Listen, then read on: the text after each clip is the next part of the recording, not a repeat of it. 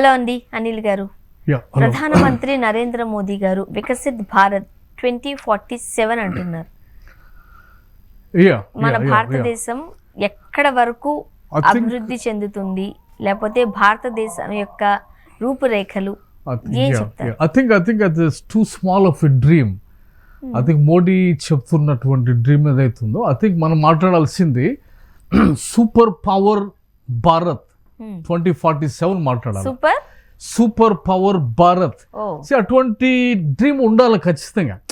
Modi card ఏంటంటే development సబ్కా సాత్ సబ్కా Vikas and development. But I'm talking about taking on US, taking on China, taking on all other economies, because that is possible.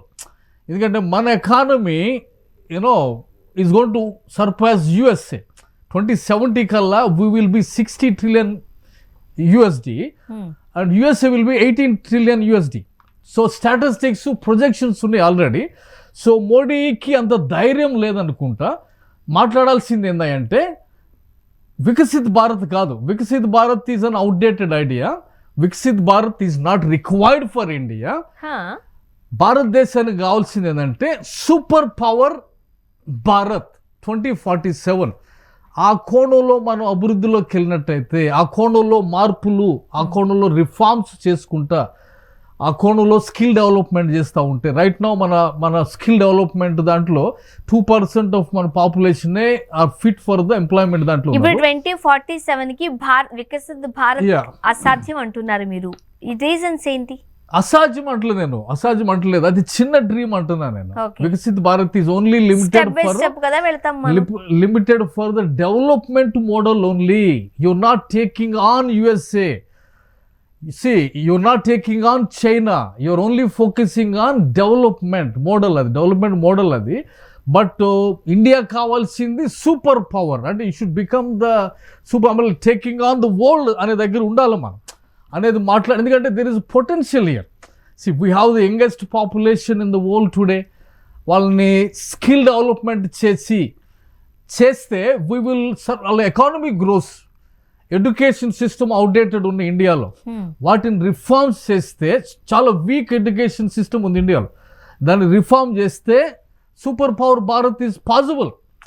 ఐటీలో మనం leadership తీసుకుంటే, ఏఐలో leadership తీసుకుంటే, వీటన్నిటిలో కొత్తగా వస్తున్న ట్రెండ్స్ అన్నిటిలో లీడర్షిప్ తీసుకునే దానికి ఛాన్స్ ఉంది. కాబట్టి తీసుకుంటే there is definite possibility to see India become super power Bharat.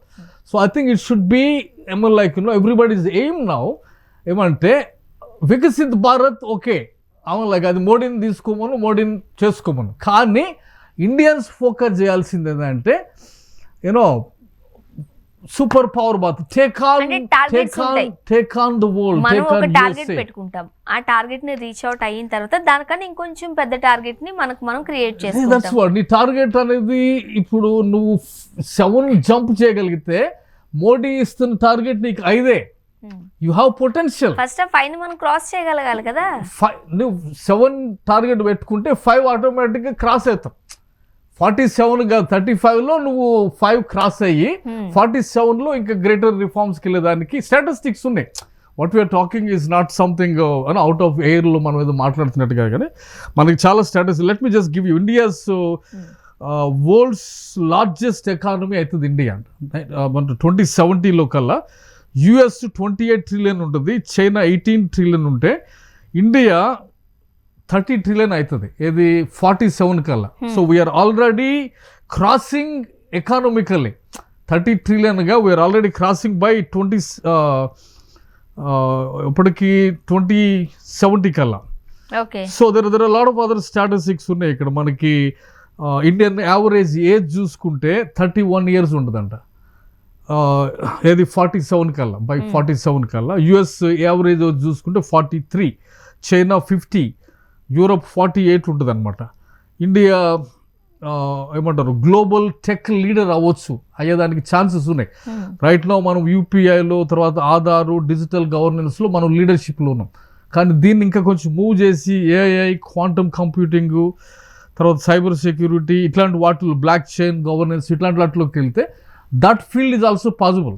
So there are definitely practical ways ఉన్నాయి ఇది for India to become super power Bharat possibilities ఉన్నాయి కాబట్టి సో డెవలప్మెంట్ అనేది మాత్రమే కాకుండా అది ప్యాసిమిస్టిక్ డ్రీమ్ అది డెవలప్ అవుదాము మనం కూడా అది ఒక ఆయనకి ఎన్ని సంవత్సరాలు మోడీ గారు ఆయనలో నుండి వచ్చింది అది డెవలప్ అవుదామని నేను అంటుంది ఏమంటే let us take on USA, let us beat US in every sector, let us beat China in every sector, which is definitely possible కాబట్టి I think we should call out for India to become superpower Bharat so that India becomes the number one global power where it balances every other country అన్నమాట. అంటే మన target ఏది reach out అవ్వాలన్నా మధ్యలో చాలా hurdles ఉంటాయి, ఒక్కొక్కటిని cross చేసుకుంటూ వెళ్ళాలి.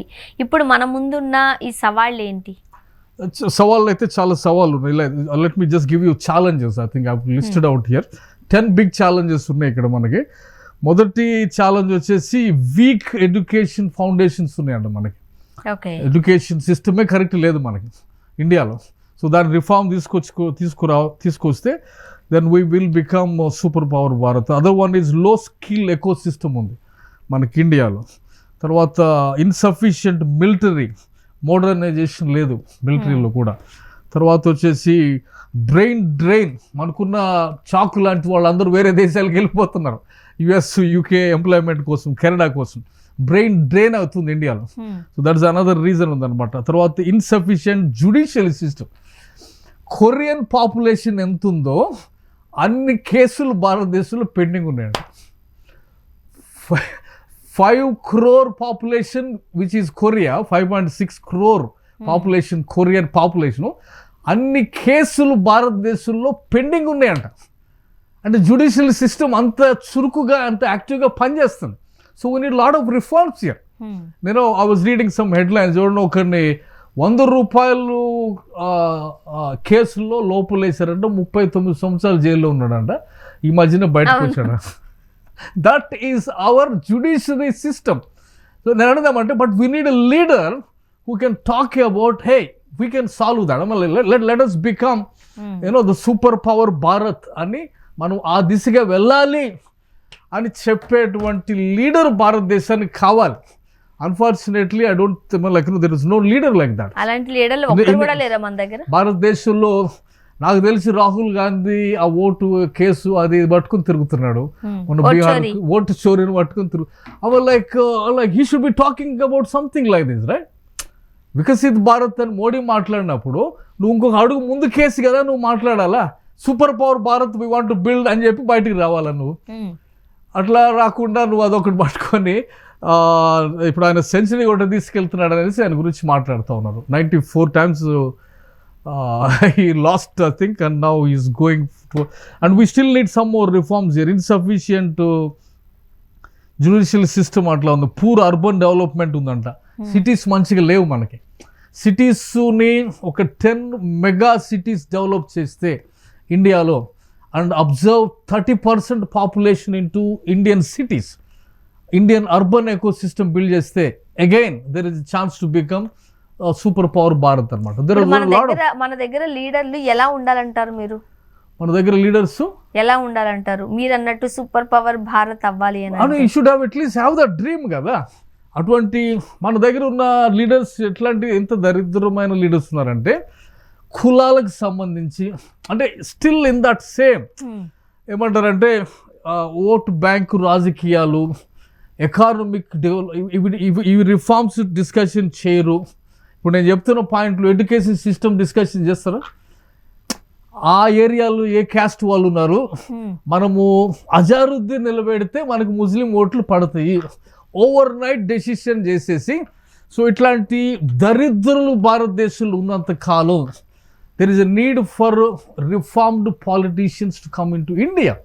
If India should become the superpower Bharat, డెఫినెట్గా కులాలకి, మతాలకి, ప్రాంతాలకి అతీతంగా వెళ్ళేటువంటి వాళ్ళు దేశం అనేటువంటి ఒకటే కాన్సెప్ట్లో వెళ్ళి, దట్స్ వాట్ ఐమ్ సేయింగ్, ఈ డ్రీమ్ని తీసుకొని ఈ డ్రీమ్ వైపు వెళ్ళగలిగే వాళ్ళు ఉంటే ఖచ్చితంగా India can become super power Bharat. So ఇటువంటి మత, కుల, రాజకీయ నాయకుల్ని అంటరాని వాళ్ళుగా మనం వెలివేసినప్పుడు భారతదేశం బాగుపడుతుంది. థ్యాంక్ యూ సో మచ్ అండి అనిల్ గారు. Thank you. థ్యాంక్స్.